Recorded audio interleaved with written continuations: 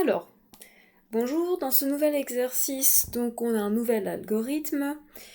Premier réflexe à avoir, je repère quelles sont les différentes variables, c'est-à-dire que je vais aller à la recherche de toutes les lettres qui sont différentes. Je remarque que j'ai une variable A, que j'ai une variable B et que j'ai une variable C. Donc première étape, je vais aller représenter mes variables A, B et C. Les voici.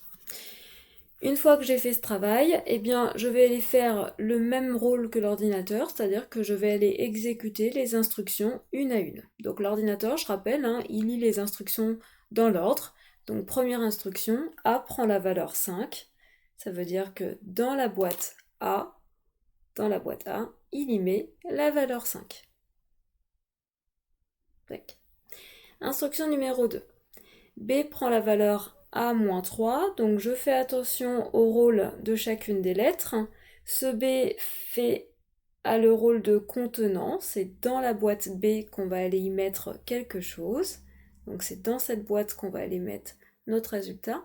Et qu'est-ce qu'on met là-dedans? On met le résultat de A-3. Ce A-là fait référence au contenu. Donc l'ordinateur vient chercher ce que contient la boîte A, il contient la valeur 5, et il fait le calcul, 5 moins 3, ça fait 2.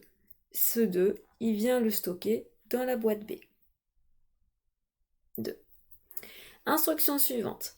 A prend la valeur A fois B, donc encore une fois, j'identifie bien les rôles de chacun. C'est dans la boîte A qu'on va aller y mettre notre résultat. Et on va aller mettre le résultat de ce que contient A fois ce que contient B. Ça fait référence au contenu des boîtes. Donc A contient 5 fois B, B contient 2. Donc il calcule 5 fois 2, ça fait 10.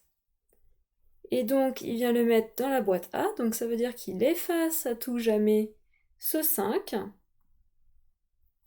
pour y mettre la nouvelle valeur 10. Et enfin, dernière instruction, C prend la valeur B-A. Là encore, j'identifie bien les rôles.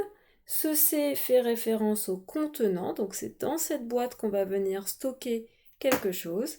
Et on vient y stocker ce que contient B moins ce que contient A. Donc B contient 2, moins A, 10. Donc 2 moins 10, ça fait moins 8. Et donc on a dit que l'ordinateur venait le mettre dans la boîte C. Donc, pour répondre à la question, quelles sont les valeurs des variables A, B et C à l'issue de cette séquence d'instructions? Eh bien, les variables A, B et C contiennent respectivement, alors respectivement ça veut dire dans cet ordre, contiennent respectivement les valeurs 10, 2 et moins 8.